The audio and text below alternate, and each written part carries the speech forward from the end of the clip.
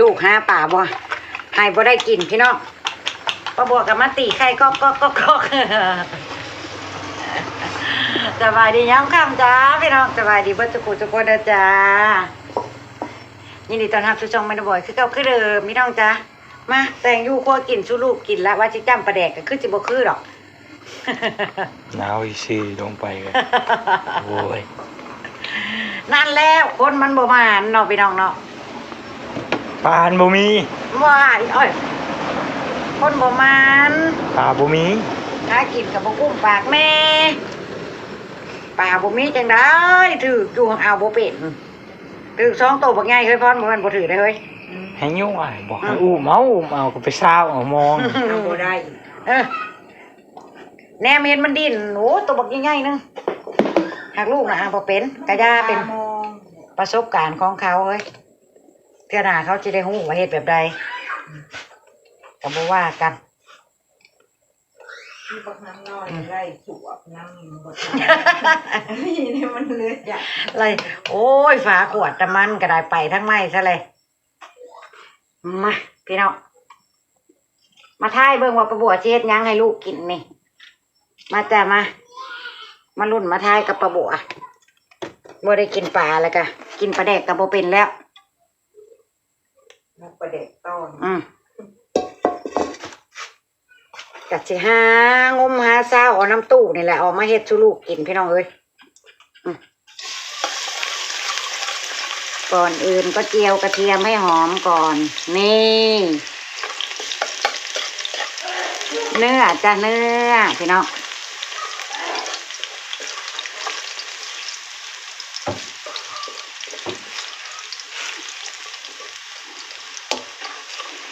เฮ็ดให้เพิ่นหอมก่อนสิได้น่ากินเนาะนี่ลงไป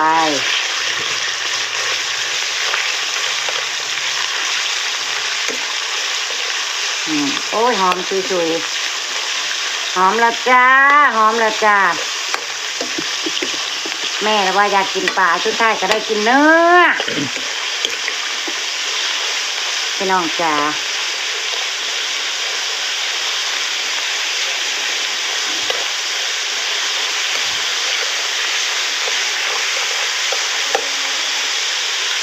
มาจั่ว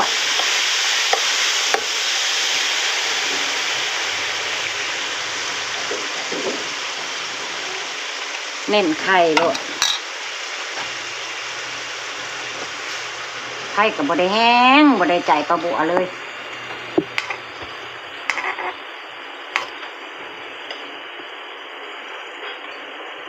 มียังก็กินแล้วคำเลยเป็นยัง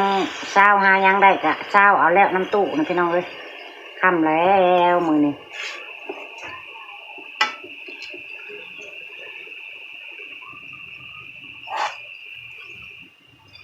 พี่น้องว่าประบวชสิพัดอย่างไม่จริงเอาเนี่ยลงไปทอดไปเอาไข่ลงไปพ่นใครเคยเฮ็ดน้องถอยลำคาญแม่หนาวบ่ลูกเครียดให้แม่ให้ลูกน้องบ่ลูกแม่ก็อยากกินปลาเนาะพี่น้องเนาะคือว่าลูกสิเก่งว่าอยากให้ลูกโชว์ซิมือให้พี่ให้น้องเห็นหาปลาให้แม่กินก็ได้ว่ะเก่งอยู่อะไรจริงๆลูกมาเลยแล้วว่าอะไรโอ้ยหอมแล้วหอมกระเทียมเข้าเนื้อแล้วจ้ะโอ้ยกระถางบ่ได้ทีไข่บ่แห้งฮะนั่นไม่บอกดูไปเรื่อยๆว่ามันจะเป็นหยังบอกนี่ว่าบอกผมถามเบิ้งแม่ไปเรื่อยๆว่าแม่เทศยังให้กินหนาวบิ๊กเนาะพี่เนาะหนาวไปดิประมาณนี้หนาวกระโดดแทนมาแบบนี้นี่เทเบิดหมอเลยจ้ะ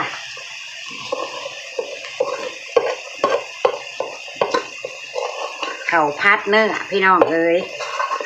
ป้าบัวสิเฮ็ดข้าวพัดให้ลูกกินนี่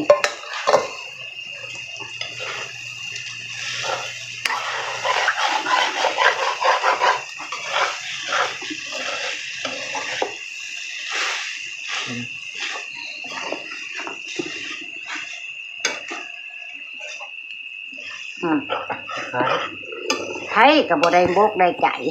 เอาอีหยังลงไปก็มิดจีรี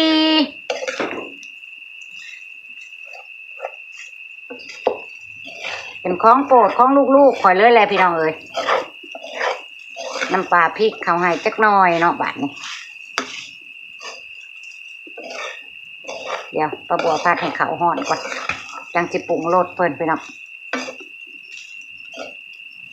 หรือมีคือบ่ใช่ บ่ ปันนี่ มักใส่จองแล้วก็ใส่จองไปเลยแหละ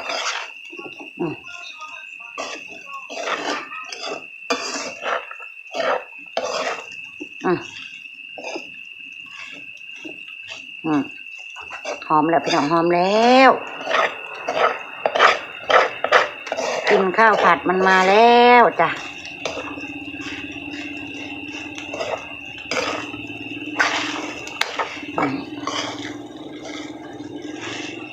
โอ้ยโอ้ยอีหยังมาเข่าหัวแม่นี่แม่งไม่แม่งต่อแล้วตะคำมืดมาเลย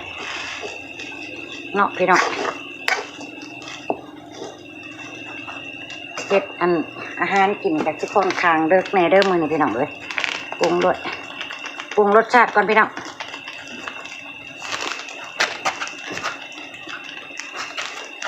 น้ำตาลลงไปสักหน่อยบดสักหน่อยละลูกพริกไทยโหยรสนิดหนึ่ง หนาววิดหนาวพัดแบบข้างทางเดี๋ยวพี่น้องข้าวผัดข้างถนนเพิ่นว่า สีดำไง เนาะพี่น้องซีอิ๊วขาวลงไปจักหน่อย สีดำขาวก็จะที่ดำเนี่ยเขาพัดทาง พัดข้างทางจ้ะ ประมาณเฮ็ดให้ลูกค้าให้เขาพัดพัตตาคารเห็นว่าใส่ซีอิ๊วดำปึ๊บลงไปเอาเลยพัดเขาพัดพัตตาคารนู่นได้คือใส่ซีอิ๊วเหรอ กระพัดปัตตาคารโมใส่จ้ะใส่เกลือจ้ะ ดูเขาพัดพัตตาคาร อันนี้พัดข้างทางจ้ะพี่น้องถ้ามีคะน้านะเอาคะน้าใส่นี่อุ้ยเข้ากันเลยเด้อนี่ ไม่ใช่ว่าข้างทางแต่แท้ๆผมเป็นพัตตาคาร แต่มันบ่มีปลาบวกกับเอาซ้ำมันมีนี่แหละพี่น้องเอ้ย กันก้อมนะกินบ่เดี๋ยวก่อนข้าวผัดกินตัวเองวะผัดมาอ้าวก็บ่กินก่อนวะบ่ตัวเองบ่ยา อ้าวเป็นอะไรเฮ้ยมันบ่แซ่บบ่ เองเล่ามันพัดใส่กุ้งใส่ปลาหมึกบ่เองบ่กินสิกินกุ้งเต้นตัวเองวะมีว่าอันนี้พัดเลย นี่สีก็สิออกประมาณนี้พี่น้องพัดข้างทางถ้าได้คะน้าต้นคะน้ามาหั่นใส่นะอุ้ยแซ่บจะบอกใครเชียวกระทะกระชิไปเลยจ้ะ ซีอิ๊วนะเป็นไงซีอิ๊ว ซีมรสชาติบ่อยซีมแม่บ่อยซีมแม่ลูก บวงไหม ป๊าดเอาจองพุ่นน่ะให้ซีมมันโมเมนซีมแล้วอันน่ะมึงแหน่ลูกข่อยนะพี่น้องเอ้ย ดีป่าเริ่มชิมแล้ว เอาแม่ให้ซีมนี่นะ เป็นนั้นบวงตะไคร้เลยนะ เอานี่บ่วงใส่ไข่นี่ก็ได้โลดอ่ะเนาะพี่น้องซีมแล้วจังโอ้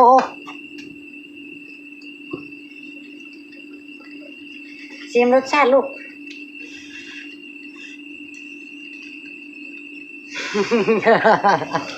อันเล่นกันนะพี่น้องแล้วพอดีเลยบ่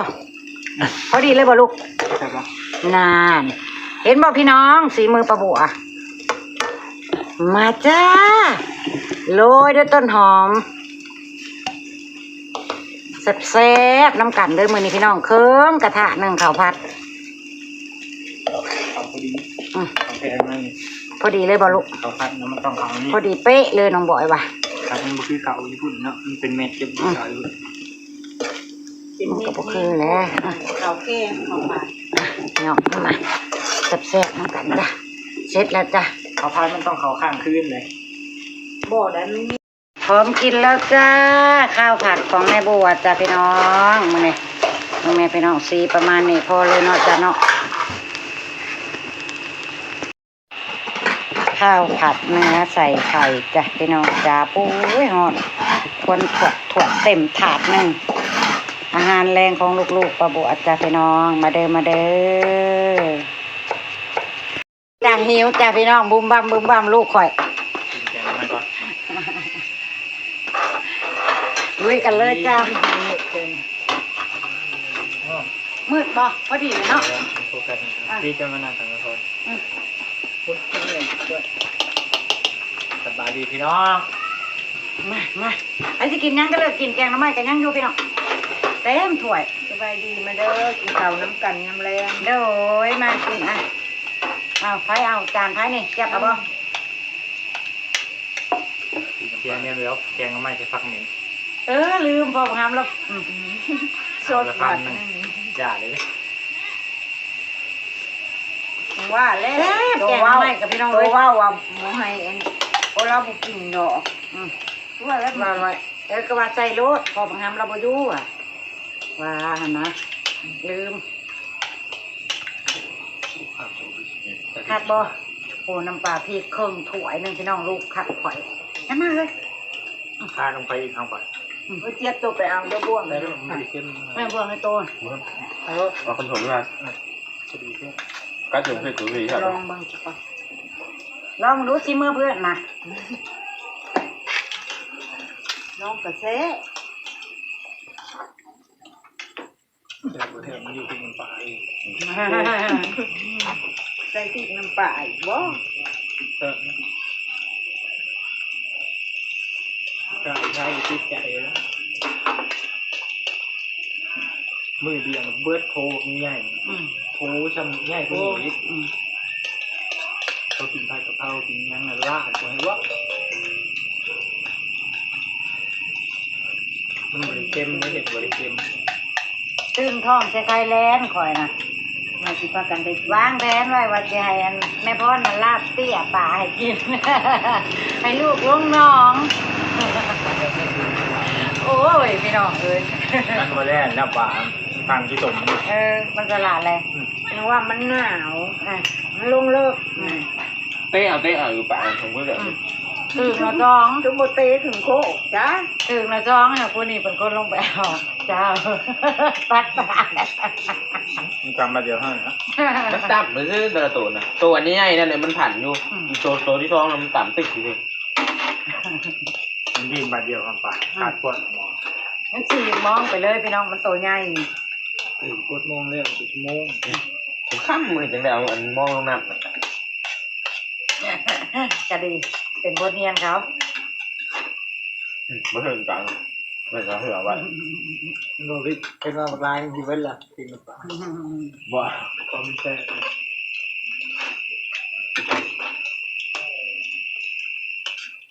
วันหน้าอันนี้ผมซื้อไข่มาทอดมันกินนั่นแล้วก็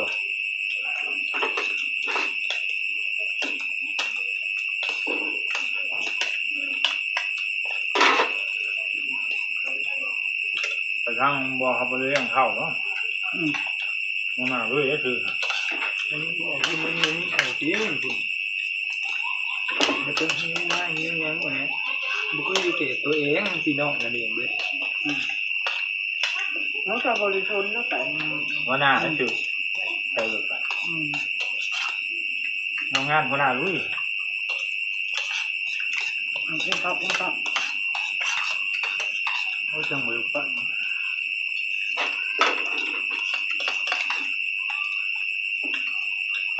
ก็เอาไปหรือเปล่าแต่ว่าไม่จะห้ามหมดแล้วแต่บอกไปแต่มันถูกวน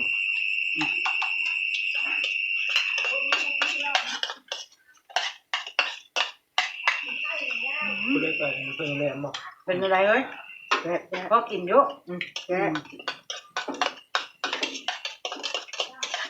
ขนาดเพื่อนเช้าว่าบ่มากกินข้าวผัดทั้งกิน ไม่ได้กิน บ่มีแนวให้กินนะน้องบอยอะ กินหิวอ่ะร้านได้เท่าไหร่วะที่47ร้านก็80 บาทร้านอื่นนี่ ประมาณ เข้าไปนี่เจอแต่ร้านใหญ่ๆเลยเจอได้เห็นนะของแง่ๆของร้านเขาเป็นสาว คนได้จะมาปั้น มันยากได้อยู่แล้วเครื่องนี้เล็กนี่ว่า พี่น้องพัดมาอีกแม่น้องบิ๊กบ่อิ่ม อุ้ยเกาหุงกินกับแกงหน่อไม้วางเว้นนี่แหละพี่น้องเขาวเจ้ามันบ่เบิดบ่บวกก็เลยเกิดไอเดียเอามาพัด รถบางมือประมูลคือลำบากที่ กันนะมวย อิ่ม น้อง อิ่มบ่กินมันแกงไม่แล้ว จำนี่สิบุอิ่มโหยังเหม็นยังเลยสิเกิดขึ้น มันจะต้มท้อง นี่จะบาดจริงๆไหมเนาะ แซ่บได้จังมันเราเองกินเต็มที่วางเว้น คือกันจริงๆที่เท่าไทยนี่เบกี้พออีกเด็ก เขาไทยรู้ว่ากัน ยากก็เท่าไทย นี่จากเขาไทยจากขนาดยังมาเท่าไทยลูกอีก เท่าไทยต้มมะน้ำเพอตบ น้ำเพอจังเลยน้ำเพอเบิดแต่บ้ายเพิ่น เบิร์ตักกันแล้ว เราวันนี้คือพอ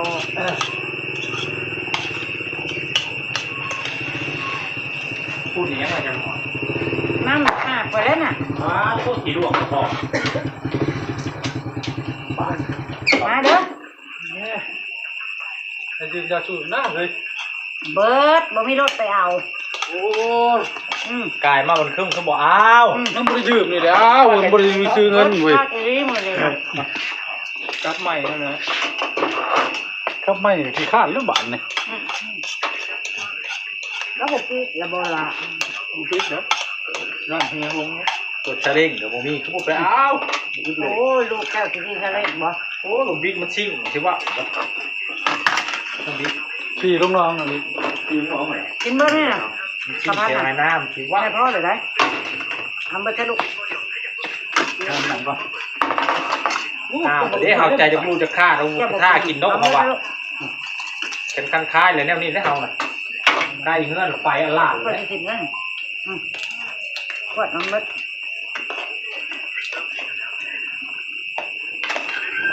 เจ้าโตได้บ้างมาเขาสูบนะมา นี่ของไอ้ลูกแม่งาน เขาถูกกับพอเพียง หมูกุ้มก็ยากสูบแล้วก็นอนโคตรเอา เดี๋ยวมันแหละเดี๋ยวมันนอนกระชูกอยู่ โอ้ย น้องกับข้าเป็น น ปา อนกระชูกเลยนะที่เป็นเนี้ย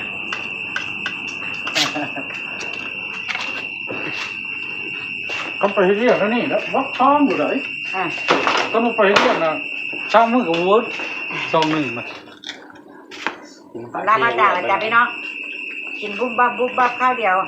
เกี่ยงเติดพี่น้องจ้ะไปแล้วจ้าพ่อบัวแล้วก็กวนในคลิปหนาจ้ะพี่น้องขอบคุณทุกกำลังใจขอบคุณทุกการติดตามแล้วจ้ะพี่น้องไปแล้วจ้าสบายดี สบายดีไปกวนสบายดีจ้ะ